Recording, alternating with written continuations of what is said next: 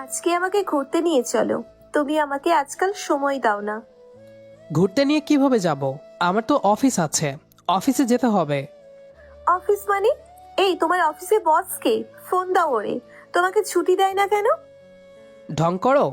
অফিসে গেলে তো আমাকে সারাদিন দৌড়ের উপরে রাখো, কাজে ভুল করলে বকো। কাউকে তো বুঝতে দেওয়া যাবে না তুমি আমার বর। এটা গোপন থাকলেই ভালো। মানে এতে মানুষজন কথা কম বলবে এসব নিয়ে। সেটা না হয় বুঝলাম, তাই বলে বউকে নিয়ে একটু ঘুরতে যেতে পারবো না? তো আমাকে বলছো কেন? তোমার বসকে বলো গিয়ে। তাহলে তুমি কে, হ্যাঁ? আমি তোমার এখন বউ। বউকে অফিসের গল্প করো কেন? তাই না? আমার অফিসের বস তুমি। বাড়িতে তো বউ, আমাকে কেন বসের কথা বলবা? তুমি জানো তুমি কিভাবে বসকে সামলাবা? অফিসের বসের থেকে ছুটি নিয়ে ঘুরতে যাবা বা অন্য কিছু করবা সেটা তোমার ব্যাপার। অনুর কথা শুনে ভ্রু কুঁচকে তাকালাম। মেয়েটা তো আচ্ছা ফাজিল। সে আমার অফিসের বস হলেও ঘরের ঠিকই সে আমার বউ। দুই জায়গাতেও আমারই দৌড়ের উপরে রাখে। আমি অন্য রুমে গেলাম। অনুর যে নাম্বারটা বস বলে সেভ করা, সেটাতে কল দিলাম। অনু ফোন রিসিভ করলো। কল পেয়ে বলল, আরে সাব্বির সাহেব যে, তা এত সকালে ফোন দিলেন যে? হাই রে বউ আমার। কি? আমি বউ আপনার? কি বলছেন হ্যাঁ? জানেন আপনি আমাকে এটা বলার কারণে চাকরি চলে যাবে। আচ্ছা সরি সরি, আর হবে না। তা কি জন্যে ফোন করলেন সাব্বির সাহেব? মানে ম্যাম, আজকে একটু ছুটি লাগবে। যদি কিছু মনে না করেন, ছুটি পেতে পারি আজকের জন্য? ছুটি? কেন ছুটি নেবেন? বিষয়টা একটু পার্সোনাল তো, তবে ছুটি প্রয়োজন। কেমন পার্সোনাল? কেমন প্রশ্ন? বসকে বলা যাবে না। তাহলে ছুটি হবে না। আসলে আজকে আমার বউকে নিয়ে ঘুরতে যাব, তাই ছুটি প্রয়োজন। কি? অফিস বাদ দিয়ে বউকে নিয়ে ঘোরাঘুরি? আর একটা কথা, আপনি বিয়ে করেছেন কবে? দাওয়াত দেননি কেন? ম্যাম, ছুটি দিলে দেন, না হলে এত কথা বলতে ভালো লাগে না। কি? ওই বসের সাথে কেউ এভাবে কথা বলে? আপনাকে এখনই বহিষ্কার করে দেব। সরি ম্যাম, আসলে বউয়ের বায়না হয়েছে একটু ঘুরতে যাবে, তাই ছুটির দরকার ছিল। তাছাড়া অফিসে তো এখন তেমন কাজের চাপ নেই। আমি প্রজেক্টের সব ফাইলও কাজ করে রেখেছি অগ্রিম, তাই যদি ছুটি দিতেন। ও আচ্ছা, ঠিক আছে, আপনাকে ছুটি দিতে পারি এক শর্তে। কি শর্ত ম্যাম? যদি আপনি আপনার বইয়ের সব আবদার আজকে পূরণ করেন। অ্যাঁ ম্যাম, কি বলেন? আমার পকেট ফাঁকা। হ্যাঁ, না হলে ছুটি মঞ্জুর হবে না। আর তাছাড়া বউকে ঘুরতে নিয়ে যাবেন, খরচ তো হবে। তাকে ফুচকা খাওয়াবেন। আচ্ছা ম্যাম, যা বলবেন আপনি। কথাটা বলে ফোন কেটে দিলাম। ঘুরে দেখি অনু দাঁড়িয়ে আছে পেছনে। মেয়েটা আমার দিকে তাকিয়ে মুচকি হাসতে থাকে। এতক্ষণ বসের ক্যারেক্টারে ছিল, এখন বউ ক্যারেক্টারে। বলল, বস কি ছুটি দিয়েছে? হ্যাঁ দিয়েছে। বস আমার কথা রাখে। কেন? বসের সাথে কি আবার তোমার ইটিশ পিটিশ আছে নাকি? হ্যাঁ আছে। ওনারে আমার অনেক ভালো লাগে। কি?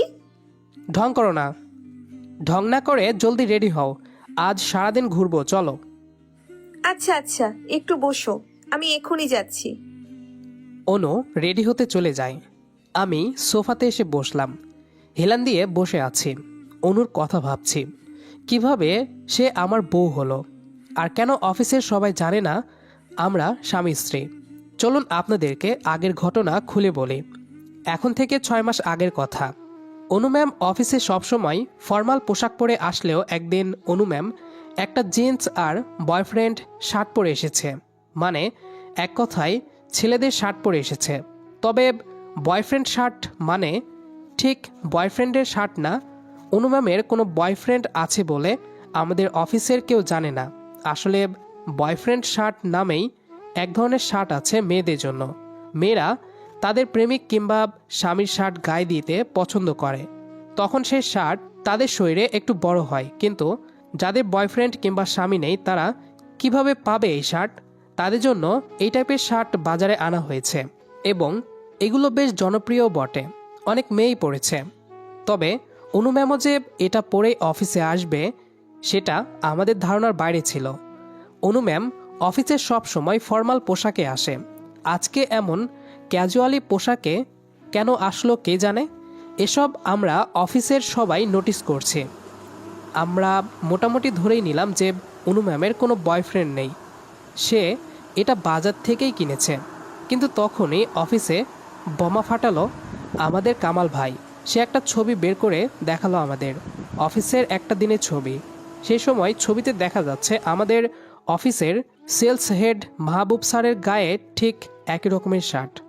আমাদের সবার চোখ কপালে উঠল। সবাই কাজকর্ম বাদ দিয়ে গসিপ করা শুরু করে দিল। আমাদের সবার আগে থেকেই একটা সন্দেহ ছিল যে অনু ম্যাম আর মাহবুব স্যারের ভেতরে কিছু চলছে। অফিসের দুজনকে বেশ সময় ধরেই গুজুর ফুনুর করতে দেখা যায়। মাহবুব স্যার প্রায় অনু ম্যামের কেবিনে গিয়ে হাজির হয় নানান কাজে। কিন্তু আজকে তো আমাদের সবার মনে আর কোনো সন্দেহই রইল না যে তাদের ভেতরে সত্যিই কিছু চলছিল। আমাদের অফিসে নতুন মুখরোচক গল্পের রচনা হলো অনু ম্যামের এই শার্ট পরা নিয়ে। আমি অবশ্য এসবের থেকে দূরেই রইলাম সব সময়। আমার অফিসের গসিপের অংশ হতে খুব বেশি ভালো লাগে না। অন্যরা যা ইচ্ছে করুক, আমার তেমন দেখতে আগ্রহ লাগে না। আমি সবসময় এসব থেকে দূরে থাকি, যদিও আমার কানে এসব কথাবার্তা ঠিক চলে আসে। আজকে অফিস থেকে বের হওয়ার আগেই কামাল ভাই আমাকে কান পড়াও করলেন। তার শালীর জন্মদিনের জন্য একটা উপহার কিনতে হবে। আমি নাকি ভালো বুঝবো কোন জিনিসটা ভালো হবে, যদিও আমার বিন্দু বিসর্গ কোনো ধারণাই নেই এইসব উপহারের ব্যাপারে। আর সেটা যদি মেয়েদের কিছু হয় তাহলে তো আরও জটিলতা কাজ করে। তারপরেও কামাল ভাইয়ের হাত থেকে রক্ষা পেলাম না, তার সাথেই বের হতেই হলো। অবশ্য কামাল ভাইয়ের সাথে যাওয়াটা খুব বেশি সমস্যার ব্যাপার না। অফিসের পরে আমার এদিক ওদিক ঘোরার অভ্যাস এমনিতেই আছে। আজকে না হয় কামাল ভাইয়ের সাথে একটু ঘুরলাম। আর কামাল ভাই মানুষ হিসেবে বেশ, তার সাথে বের হলে আমাকে পেট ভরে খাওয়াতে ভোলে না। শপিং শুরুর আগে আমরা পেট পূজা করে নিলাম। বসুন্ধরা সিটিতে ঘুরতে ঘুরতে দেখতে আমরা দুজন মিলে খুঁজতে লাগলাম যে তার শালীর জন্য কি উপহার দেওয়া যায়, কিন্তু আপাতত কিছুই মাথায় আসছে না। হঠাৎ করেই কামাল ভাইকে বললাম, ভাই, আপনার শালীকে একটা বয়ফ্রেন্ড শার্ট উপহার দেওয়া যাক, কি বলেন? কি শার্ট? Boyfriend shirt? হ্যাঁ, বয়ফ্রেন্ড শার্ট। আজকে যে অনু ম্যাম পড়েছিল। এটা তো মাহবুব স্যারের। আপনি কিভাবে এত নিশ্চিত করে জানেন? আরে, তোমাকে ছবি দেখালাম না? আরে ছবি তো দেখলাম, শার্ট আলাদা মনে হয়েছে। মোটেই আলাদা না, একদম এক শার্ট। আমি শতভাগ নিশ্চিত। মোটেই এক শার্ট না, আলাদা শার্ট। তুমি কিভাবে নিশ্চিত করে বলছো? এমনভাবে বলছো যেন শার্টটা মাহবুবের না, তোমার নিজের। কাহিনী কি? হ্যাঁ, শার্টটা মাহবুবের না? আমরা দুজনেই থমকে গেলাম, কারণ কণ্ঠটা এসেছে আমাদের পেছন থেকে। এবং পেছনে ঘুরে না তাকিয়েই আমরা দুজনেই বলে দিতে পারি যে কণ্ঠটা কার। আমরা ধীরে ধীরে ঘুরে দাঁড়ালাম। ভেবেছিলাম আমাদের দিকে হয়তো অগ্নি দৃষ্টিতে তাকিয়ে থাকবে অনু ম্যাম। তাকে নিয়ে আমরা কথা বলছি এটা জানার পরে আমাদেরকে যে ঝাড়ি দিবে সেটা তো নিশ্চিত। তবে তার বদলে দেখলাম মুখে একটা হাসি হাসি ভাব নিয়েই সে দাঁড়িয়ে রয়েছে। তার হাতে বেশ কয়েকটা শপিং ব্যাগ। আমাদের মতোই সেও এসেছে শপিং করতে। অনু ম্যামকে দেখে কামাল ভাই মুখের হাসি বিস্তৃত করে বলল, হ্যালো ম্যাম। হ্যালো কামাল সাহেব, আপনারা এখানে? ম্যাম, আমার শালীর জন্মদিন, তাই আপনার মতো একটা বয়ফ্রেন্ড শার্ট কিনতে এসেছি। আমার সাথে সাব্বির এসেছে পছন্দ করে দিতে। আচ্ছা, সাব্বির সাহেবের পছন্দ বেশ ভালো মনে হচ্ছে। এই কথাটা বলেই অনু আমার দিকে তাকালো। আমি খানিকটা বিব্রত বোধ করলাম। কামাল ভাইটা যে কখন কি বলে তার ঠিক নেই। আমি একটু কেবল বিব্রত মার্কা হাসি দিলাম, এছাড়া কিছুই করার নেই। অনু ম্যাম বলল, আচ্ছা যাই হোক, আপনাদের পেয়ে ভালোই হলো। আমার সাথে আসুন তো দেখি একটু। এই বলেই সে হাঁটতে লাগলো। আমরা বাধ্যকর্মীর মতো তার পেছনে পেছনে যেতে লাগলাম। দেখলাম সে রিচম্যানের শোরুমে ঢুকলো। আমরা তার পেছনে পেছনে ঘুরতে লাগলাম। সে শার্ট পছন্দ করতে লাগলো। দামি শার্ট এগুলো। কামাল ভাই আমার কানে ফিসফিস করে বলল, দেখছো সাব্বির, মাহবুব স্যারের জন্য শার্ট কিনছে, আমি শিওর। কিন্তু আমাদের কি কাজ সেটাই বুঝতে পারছি না।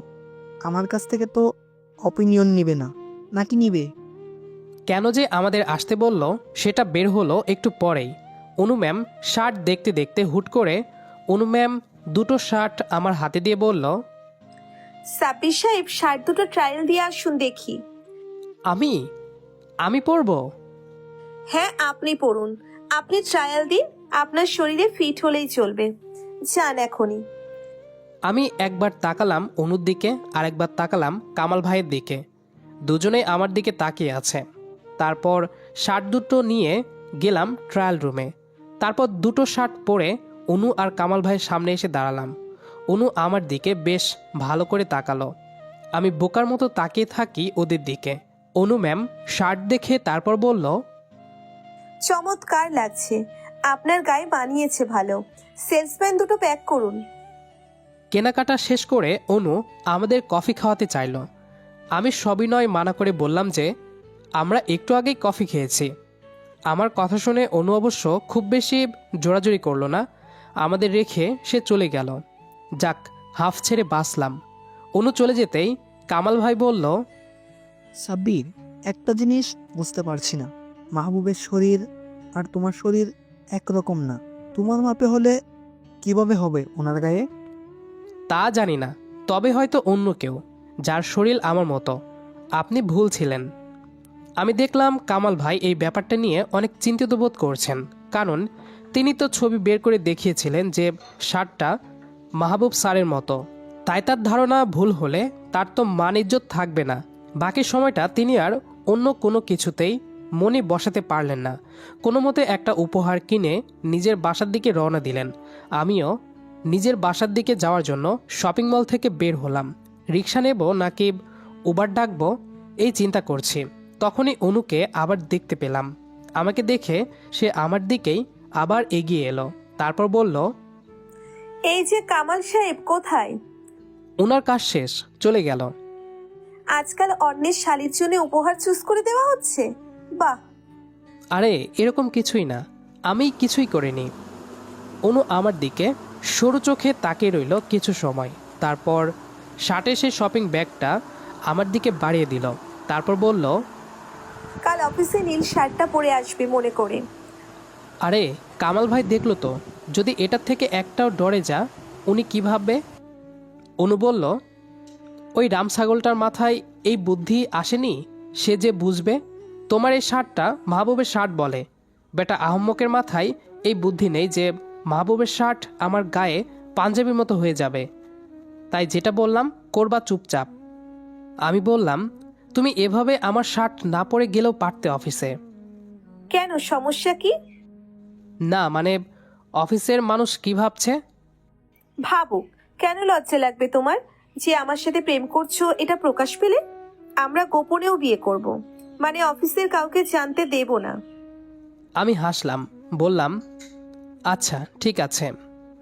তাহলে এত ভাবছো কেন? এখন চল আবার। কেন? ডিনার করব। আরে আমি সত্যি একটু আগে খেয়েছি।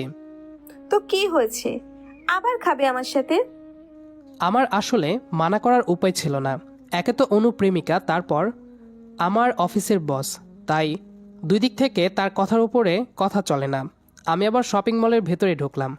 আজকে রাতে বাসায় গিয়ে আর কিছু খাওয়ার উপায় থাকবে না। পরের দিন আমি অনুর দেওয়া নীল শার্টটা পরেই অফিসে গেলাম। মনে মনে একটু ভয় ছিল যে কামাল ভাই হয়তো চিনতে পারবে, কিন্তু অনু ঠিকই বলেছিল, কামাল ভাই ধরতেই পারলেন না। সাথে আমি আমার আরও দুটো শার্ট নিয়ে এসেছিলাম অফিসে কাজের অজুহাতে, সেটা ওকে দিয়ে এলাম। অনু শার্ট দুটো ব্যাগে ভরে নিল। এই দুটো নিয়ে মোট 4টা শার্ট ওর কাছে রয়েছে। ও আমাকে শার্ট উপহার দেয় ঠিক, তবে তার বদলে ওকে আমার ব্যবহার করা শার্ট দিতে হয়। আমরা যখন বাইরে দেখা করি কিংবা ও বাসায় থাকে তখন সে সেই শার্ট পরে, কিন্তু গতকাল যে একেবারে অফিসে চলে আসবে সেটা আমি ভাবতেও পারিনি। আমি ওর পছন্দ করা নীল শার্ট পরে এসেছি দেখে ও হাসলো একটু, তবে মুখ ফুটে কিছু বলল না। অফিসে আমরা কাজের কথা ছাড়া অন্য কোনো কথা একদম বলি না। এই ছিল আমার আর অনুর কাহিনী। এরপর দুই পরিবারকে জানিয়ে আমরা বিয়েও করে ফেলেছি। অনু সব সময় আমার বাড়িতে থাকে না, অনুষ্ঠান করা হয়নি তো বিয়ের। একেবারে তাকে যখন নিয়ে আসব তখন সে থাকবে। ভার্সিটি থেকে প্রেম দুজনের, তাই আমাদের পূর্ণতা হবে এটাই তো চেয়েছিলাম। তবে জানি না আমাদের সম্পর্কটা অফিসের সবার থেকে কতদিন লুকিয়ে থাকবে। তবে এভাবে সবার আড়ালে লুকিয়ে লুকিয়ে প্রেম করতে ঘুরতে যেতে আমার বেশ ভালোই লাগছে। অনু আর আমি রিক্সা করে যাচ্ছি, সে আমার কাঁধে মাথা রেখেছে। চলুক, প্রেম আমার মন্দ লাগে না। আমাদের আজকের গল্পটি আপনাদের কাছে কেমন লেগেছে সেটি অবশ্যই কমেন্ট করে জানাবেন। দেখা হবে আবারও নতুন কোনো গল্প নিয়ে। সে পর্যন্ত আমাদের সাথেই থাকবেন। আর পুরো গল্পটি শেষ পর্যন্ত শোনার জন্য অসংখ্য ধন্যবাদ।